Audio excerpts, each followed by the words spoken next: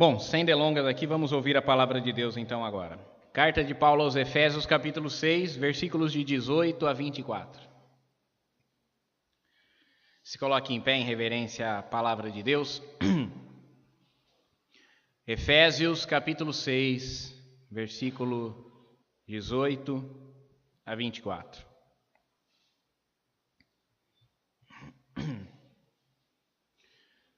Está escrito: orando em todo tempo, com toda oração e súplica no Espírito, e vigiando nisto, com toda perseverança e súplica por todos os santos. E por mim, para que me seja dada no abrir da minha boca a palavra com confiança, para fazer notório o mistério do Evangelho, pelo qual sou embaixador em cadeias, para que possa falar dele livremente, como me convém falar. Ora, para que vós também possais saber dos meus negócios e o que eu faço, Tíquico, irmão amado e fiel ministro do Senhor, vos informará de tudo, o qual vos enviei para o mesmo fim, para que saibais do nosso estado e ele console os vossos corações. Paz seja com os irmãos e amor com fé, da parte de Deus Pai e da do Senhor Jesus Cristo. A graça seja com todos os que amam a nosso Senhor Jesus Cristo em sinceridade. Amém. Oremos, irmãos. Pai, nós precisamos ouvir a Tua voz, precisamos que fales ao nosso coração, que dirija, Senhor, os nossos anseios, as nossas vontades, governe a nossa vida, Pai, por meio da Tua palavra. Te pedimos que o Teu Espírito Santo ilumine agora a nossa mente, os nossos corações, para que nós possamos compreender o sentido da Sua mensagem, aplicá-la em nossas vidas e obedecê-la todo o tempo. Oramos a Ti, no nome de Jesus. Amém. Pode sentar-se, irmãos. Bom, terminamos a carta aos Efésios, 21 semanas depois. Obviamente, que quando os moradores de Éfeso receberam essa carta, eles não ficaram 21 semanas para lê-la, Obviamente, eles receberam a carta naquela tarde ou noite ou manhã, não sei, quando o Tíquico chegou com a carta em mãos, e eles leram, ansiosos por saberem o que Paulo havia escrito, quais as exortações, quais os conselhos, qual o encorajamento, qual a virtude do Espírito Santo que ele podia comunicar. Nós vemos nessa despedida do apóstolo Paulo, como é que começa o ministério do Evangelho que Paulo comunicou aos Efésios. Quando nós iniciamos lá a carta, nós vemos a saudação de Paulo, quem são aquelas pessoas às quais ele pretendia que lessem a carta. Nós não vemos esse personagem que aparece só aqui no finalzinho. Tíquico, que Paulo diz que é um importante cooperador dele no Evangelho.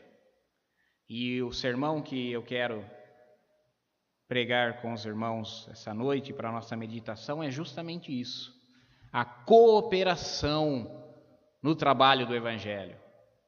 O trabalho em equipe no reino de Deus. O teor da carta, como nós vimos desde o começo, irmãos, é o mesmo: unidade de espírito. A unidade de espírito, a comunhão, a união entre os crentes é a evidência, ou é uma evidência de genuína salvação. Salvação alcançada por graça, por fé somente, para que as nossas vidas sejam agradáveis a Deus no amado, porque Ele nos escolheu antes da fundação do mundo, porque Ele nos chamou para sermos seu povo, porque Ele nos regenerou, nos fez um novo homem, nos deu vida quando nós ainda estávamos mortos nos nossos pecados e delitos. Para que é que Ele nos deu essa vida? Por que é que Ele nos tirou do estado mórbido para o estado de graça plena? Qual a finalidade? Para que nós fôssemos um corpo.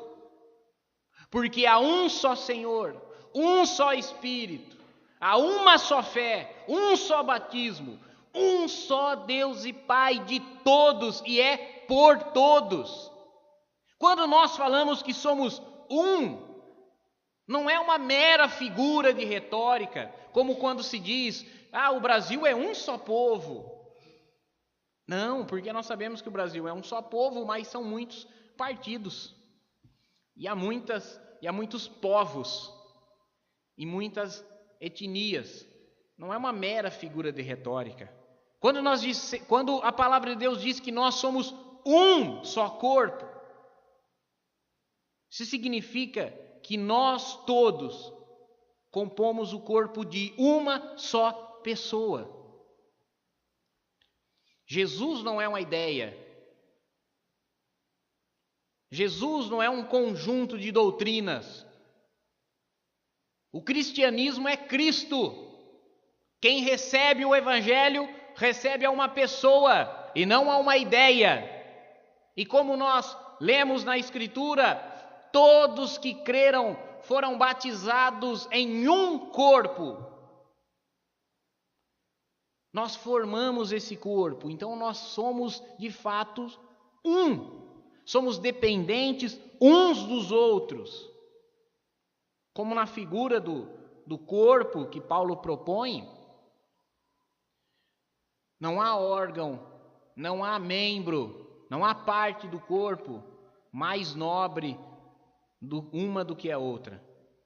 Aquelas, talvez a que nós damos mais valores, aquela a que nós atribuímos mais honradez e mais beleza, depende totalmente daquelas que passam desapercebidas. No nosso corpo, nossas mãos, nossos membros, nossos olhos, nossos ouvidos, nosso paladar, nosso olfato, todo o nosso corpo depende um do outro. Dessa maneira, nós, como membros do corpo de Cristo, dependemos uns dos outros, porque somos um. Em tudo que Paulo nos discorreu, ele disse que a unidade de espírito é a evidência de que nós verdadeiramente fomos salvos. Quem é salvo tem unidade uns com os outros. E no desfecho da carta, nós percebemos a mesma ênfase, porque Paulo nos fala da cooperação. Essa cooperação começa como? Versículo 18, na oração.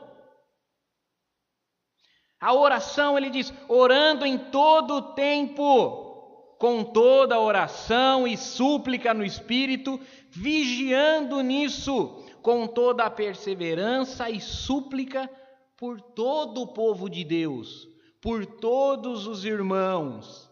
Nós precisamos orar uns com os outros. Veja bem, precisamos orar uns com os outros e precisamos orar um pelos outros.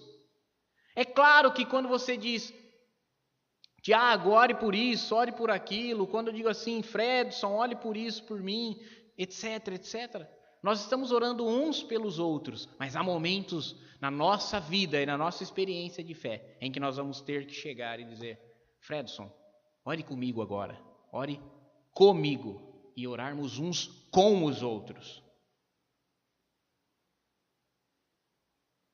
Oração uns com os outros. Que oração é essa, irmãos? Paulo diz, orando em todo tempo com toda oração e súplica no Senhor. É uma oração humilde. Súplica é um pedido. Nós precisamos chegar diante de Deus suplicando, rogando-lhe, implorando-lhe. Não como quem merece alguma coisa. Porque nós não estamos em condição de exigir nada de Deus. Mas oramos como quem não merece. Oramos não por causa de, mas oramos apesar de. Apesar dos nossos pecados, apesar da nossa imperfeição, nos achegamos a Deus em oração. Isso é súplica. Não chegamos exigindo, não chegamos prevendo que seremos atendidos. Chegamos realmente suplicantes, crendo, confiando e esperando unicamente na vontade de Deus. Quando Paulo diz assim, com toda oração e súplica no Espírito, o que é a oração e a súplica no Espírito, irmãos? Senão a oração e a súplica inspiradas por Deus. E qual é a fonte mais segura, ou talvez a única fonte segura de inspiração de Deus? É a Bíblia. A palavra de Deus é a fonte mais segura de inspiração. As palavras que saltam das páginas desse livro não foram escritas pela vontade de nenhum homem. Pedro diz, primeiramente sabendo que a profecia não foi produzida pela vontade do homem, por isso nenhuma profecia é de particular interpretação. Mas homens santos de Deus falaram movidos pelo Espírito Santo. Orar no Espírito é orarmos segundo a Escritura, orarmos segundo a inspiração de Deus, segundo aquilo que Ele nos revelou. Nós já vimos, semana passada, quando nós encerramos o sermão da semana passada, nesse versículo 18, que nós lemos em 1 Pedro capítulo 5, que diz, se nós oramos, aliás, 1 João capítulo 5, essa é a certeza que temos, que se nós oramos segundo a sua vontade, Ele nos ouve. Orar no Espírito é orar segundo a vontade de Deus. Como é que eu vou orar a vontade de Deus se eu não a conhecer onde ela foi revelada? Precisamos ter essa intimidade com Deus. Para termos intimidade com Deus na oração, precisamos ter intimidade com Deus no estudo da sua palavra, numa busca, num relacionamento devocional com a palavra de Deus. Por quê? Porque Paulo diz assim, vigiando nisso com toda perseverança. Então, não é algo banal, não é algo superficial, não é algo da boca para fora, não é simplesmente vir quarta-feira na igreja, repetir palavras semana após semana, de confissão, de gratidão, de intercessão. Não, é algo vivo, é algo perseverante, dia após dia, vigiando nisso, não vacilante, não dormindo, desperto, de ânimo pronto e perseverante. Orar incansavelmente, orar incessantemente. Irmãos, a única coisa que nós podemos fazer é orar. Quaisquer que sejam os nossos problemas, a nossa força, a nossa competência, as nossas próprias capacidades são nada, mas nós temos uma arma poderosa no Senhor, a nossa oração. Porque quando nós rogamos, quando nós suplicamos, quando nós invocamos o nome do Senhor, nós estamos pondo de lado o nosso ego, a nossa autoconfiança. Estamos depositando as nossas esperanças em Deus. Perseverante, e quando? Ele diz, orando em todo o tempo. Obviamente, isso eu disse, já digo sempre, nós sempre vamos ouvir isso. É claro que quando nós estamos em desespero, nós pensamos em orar, nós pensamos em buscar a Deus. Quando tem algum aperto, algo para resolver, recebemos uma má notícia, precisamos de uma resposta positiva ali na frente, nós queremos orar a Deus, nós pedimos para todo mundo orar conosco, nós realmente oramos a Deus. Acontece que a oração não é uma chamada dos bombeiros, não é uma chamada do 190, não é só no momento da emergência, do desespero. Vida de oração é diálogo. Veja bem, eu amo a minha esposa. Isso não é só uma metáfora, não, isso é verdade, tá? Eu amo a minha esposa. Porque eu amo ela e eu tenho intimidade com ela, nós temos diálogo. Nós conversamos, há coisas, há anseios, há planos, há desejos, e eu não posso ficar planejando essas coisas somente no meu mundo e ela somente no mundo dela. Não, chega uma hora do dia, às vezes até da noite, em que nós temos que sentar e ali nós temos um mundo só em comum, e ali nós temos um diálogo. É uma via de duas mãos, onde duas pessoas falam e ouvem umas às outras. Isso é oração. Deus é uma pessoa. Jesus Cristo é uma pessoa. É uma pessoa tão viva e real quanto a pessoa que está sentada do seu lado. Se você consegue olhar para a pessoa que está do seu lado e conversar com ela, você pode fazer isso com Jesus. E Ele te ouve. E é em todo o tempo. Versículo 19, Paulo fala mais propriamente da cooperação que ele necessitava dos efésios. É preciso trabalharmos juntos, é preciso trabalharmos uns com os outros, como membros do corpo de Cristo que somos, como irmãos, filhos de um só Pai que somos. Paulo diz assim: orem por mim. Ele diz: perseverem na oração no Espírito por todo o povo de Deus e por mim também. Irmãos, é preciso orar pelos pastores, é preciso orar pelos missionários, é preciso orar pelos ministros do Evangelho, interceder para que eles possam fazer o seu trabalho de maneira esmerada. Paulo diz assim: orem por mim, para que no abrir da minha boca a palavra seja falada com confiança. Um ministro do Evangelho, um pregador do Evangelho, precisa falar com confiança. Ele precisa ter segurança daquilo que ele fala, certeza daquilo que ele prega. Precisa ter convicção pessoal. Não é uma palestra qualquer. As palavras que estão na Escritura, as quais nós fazemos menção, são espírito e vida. Eu careço a oração e a intercessão de vocês sempre, para que ao subir aqui e falar de uma tão grande mensagem, de uma tão boa notícia, eu não seja surpreendido por apenas experiências pessoais, apenas uso de uma retórica, como quem quer convencê-los por mim mesmo, mas que ao subir aqui eu fale com vocês com convicção, com confiança no Espírito Santo, de algo que o Espírito Santo também comunica a mim. E mais, ele diz, para que eu possa fazer notório o mistério do Evangelho. Pregar o Evangelho é pregá-lo com eficácia. Tudo o que nós fazemos para Deus precisa ter efeito. Nada é vão, nada é sem significado. O nosso culto não é sem significado. Os nossos louvores não são sem significado. O estudo da palavra de Deus, a pregação do Evangelho, as ordenanças do Senhor, o batismo e a ceia não são sem significado. Elas precisam ser notórias.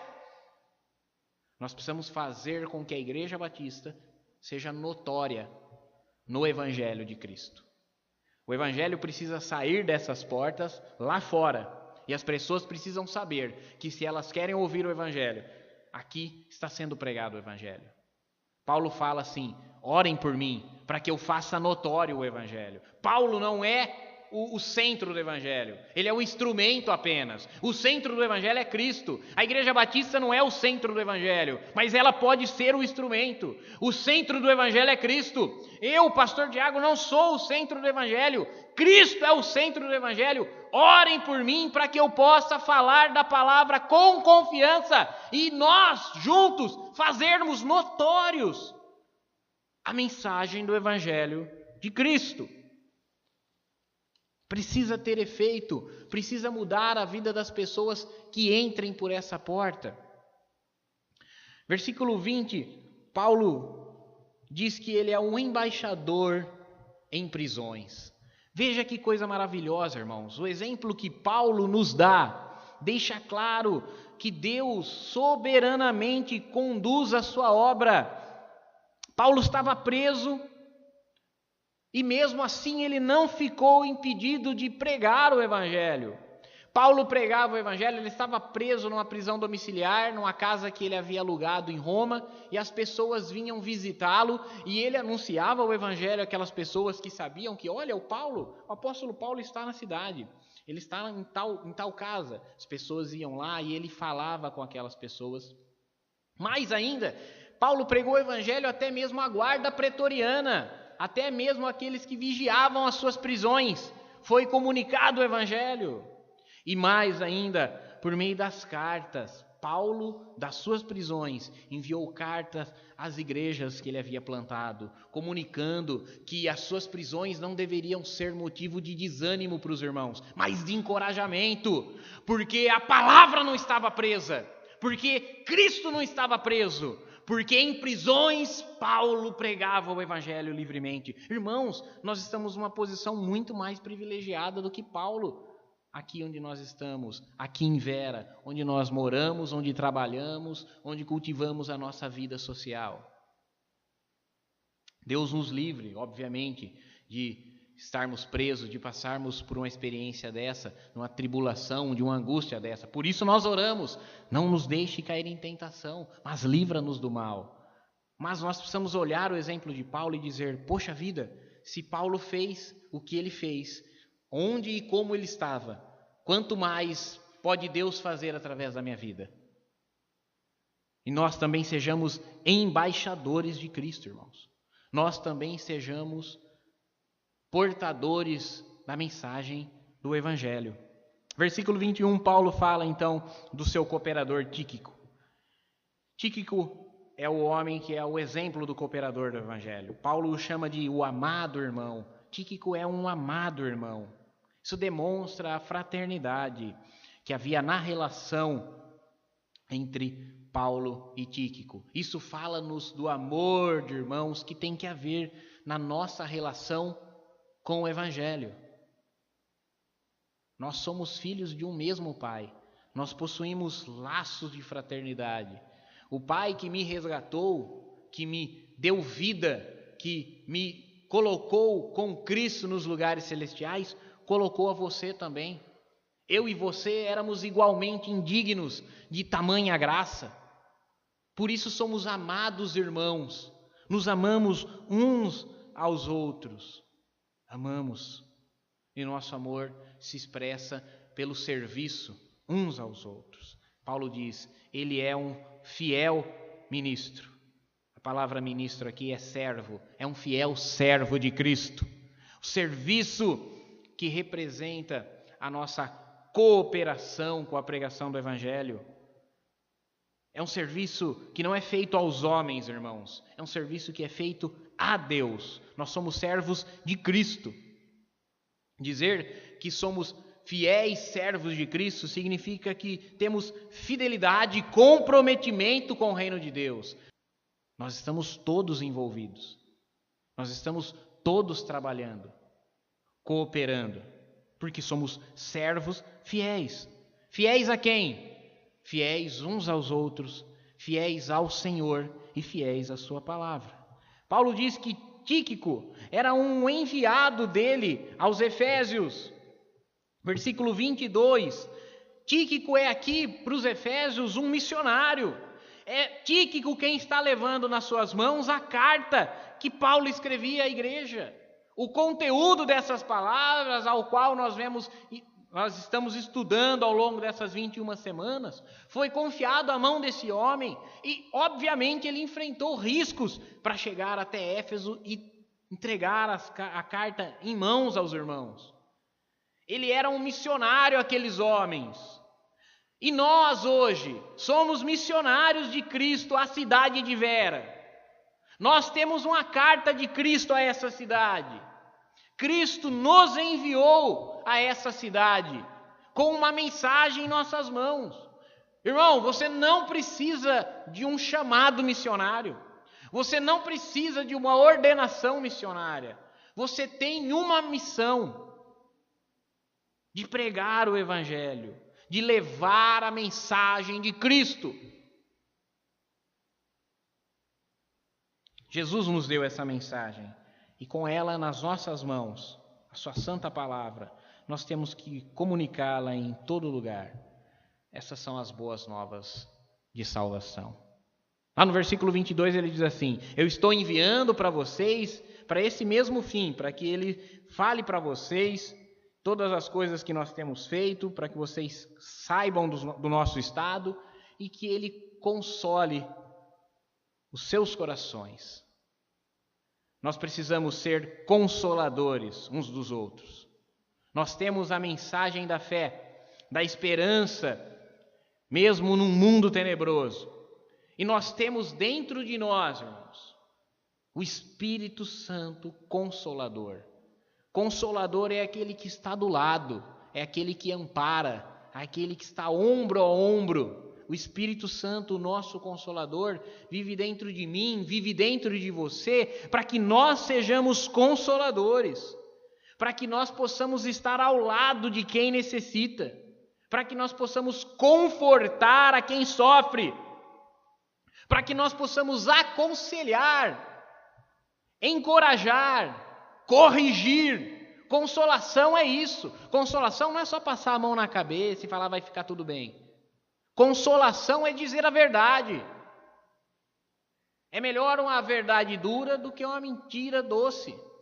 Nós, como consoladores, temos que conduzir a todos com mansidão, com humildade, reverenciando a quem se deve reverência, honrando a quem se deve honra. Nós precisamos ser esses consoladores. Esse é o nosso trabalho no Evangelho, irmãos. Não é à toa, né, que o pessoal chama de obra, a obra de Deus, né? O irmão Nene é pedreiro aqui, ele sabe, né? É facinho erguer uma casa sozinho, né, Nene? Você vai lá, você pega areia, você pega a pedra, você pega o cimento, você bate a massa, você enche o balde, é facinho, manha, né? Você montou o tijolo, não é? Não é não, né? É muito mais fácil quando todos trabalham juntos. É por isso que é chamado de obra, porque todos trabalham juntos, cooperadores do Evangelho de Cristo, cooperadores uns dos outros. Nós precisamos trabalhar juntos, lutar pela unidade da igreja, na santificação, na propagação da mensagem da salvação. Nos foi dada uma missão, nós somos os enviados, e por isso que nós temos que, dia após dia, em todo lugar, falarmos livremente de Cristo e orarmos para que o Senhor nos permita ainda, aqui no Brasil, falarmos livremente de Cristo até que Ele venha. Na saudação final de Paulo aqui, ele projeta quais são as bênçãos de Deus sobre aqueles que perseveram na cooperação. Ele diz, versículo 23, 24, a paz com quem? A paz com Deus e a paz uns com os outros. O amor, um amor aqui, não um amor por causa de, não é uma afinidade, é um amor apesar de, é um amor sacrificial, é um amor que tudo crê, que tudo sofre, que tudo espera e que nunca falha. O amor, a fé, firmeza, firme convicção, esperança, confiança na palavra de Deus, fidelidade para com Deus, fidelidade uns com os outros e a graça de Deus. É o favor de Deus, é o socorro de Deus, o favor que nós não merecemos. Mas não é somente isso, é também a virtude do Espírito Santo nos capacitando dia após dia, para que nós possamos viver como crentes uma vida com sinceridade ao Senhor. E ele encerra nos dizendo, amém. Que assim seja feito dessa maneira em nossas vidas. A paz, o amor, a fé e a graça do Senhor abunde em nossos corações.